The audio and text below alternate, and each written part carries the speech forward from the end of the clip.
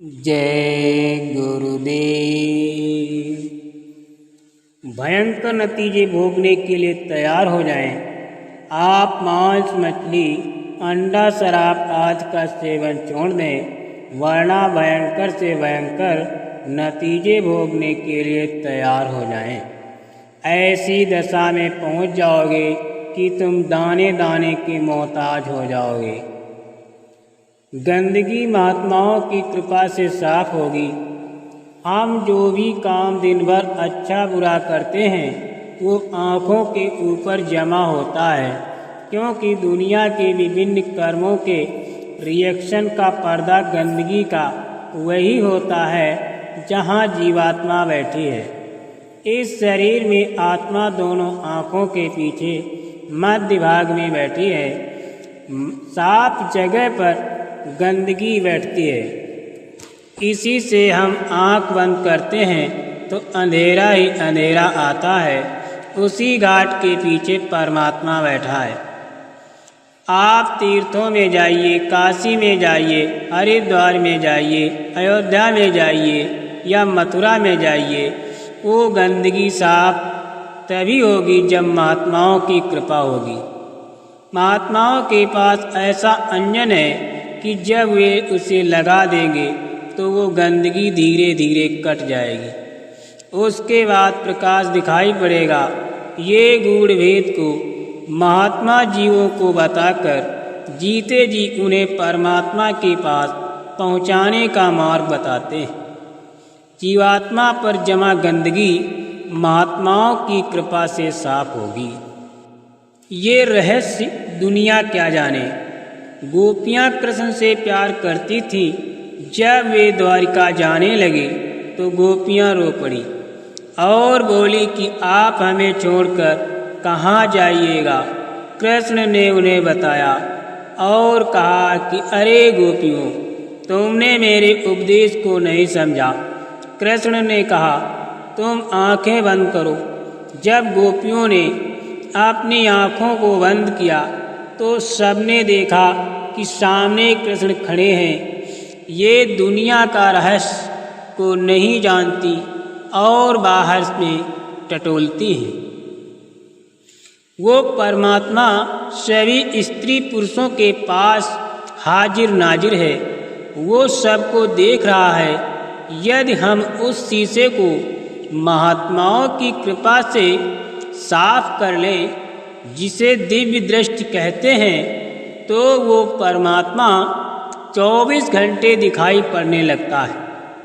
जब वो दिव्य दृष्टि आँख खुल जाती है तो ऊपर की दिव्य रचना दिखाई पड़ने लगती है।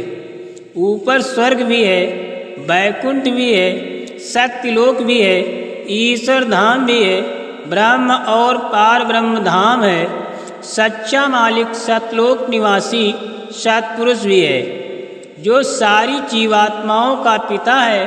तो मनुष्य शरीर में इसलिए आए थे कि जीते जी उसको पालो।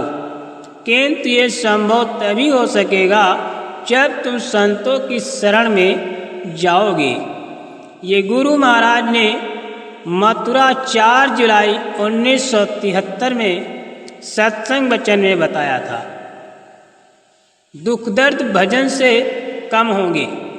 दुख दर्द जो अब आ रहे हैं वो तभी कम हो सकते हैं जब हिंदू हरिभजन करे, मुसलमान इबादत करे और ईसाई प्रार्थना करे। और कोई रास्ता दुख दूर करने का नहीं है। ऊपर से सोना बरसा दिया जाए फिर भी लोगों के कष्ट दूर नहीं हो सकते। जिन मुल्कों में सोना चांदी बरस रहा है वहाँ लोग रात्रि में गाली खाकर सोते हैं। भारत धर्मनिष्ठ देश है, महात्माओं का देश है। बगैर कुछ बिछाए हुए नींद आती है। मगर भगवान को याद करने लगो तो उसकी दया हो जाए। भारत की प्राचीन विद्या इतनी उच्च कोटि की थी कि दरवाजे पर कोई भूखा आ गया तो सामने की थाली लोग उसे दे देते थे।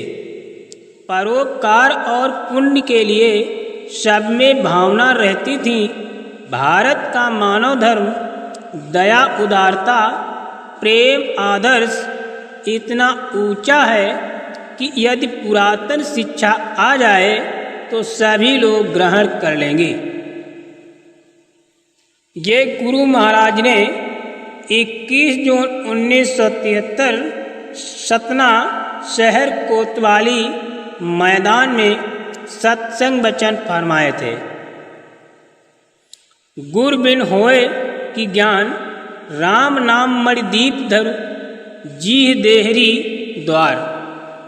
गोस्वामी दास जी कहते हैं कि राम नाम की मणि को जिसने पा लिया, अर्थात उसके मिलने पर प्रेम का संचार होने लगता है। जिस प्रकार से पहाड़ों से पानी गिरता है, उसी प्रकार से तुम्हारे अंतर में अमृत बरसने लगता है। वो मणि अंदर में और बाहर प्रकाश करती है। उसकी सुंदरता का वर्णन नहीं किया जा सकता।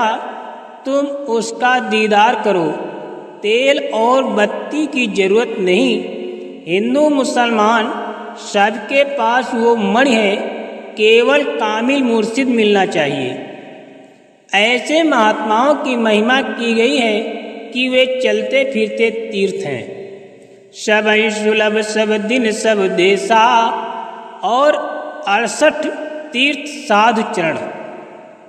कहते हैं कि जिस भूमि पर वे पैर रखते हैं वो भूमि पवित्र हो जाती है। ऐसे सतगुरु भाग्य से मिल जाएं तो तुम दीन भाव में उनके पास बैठ जाओ, तो तुम्हें अमोलक वस्तु मिल जाएगी।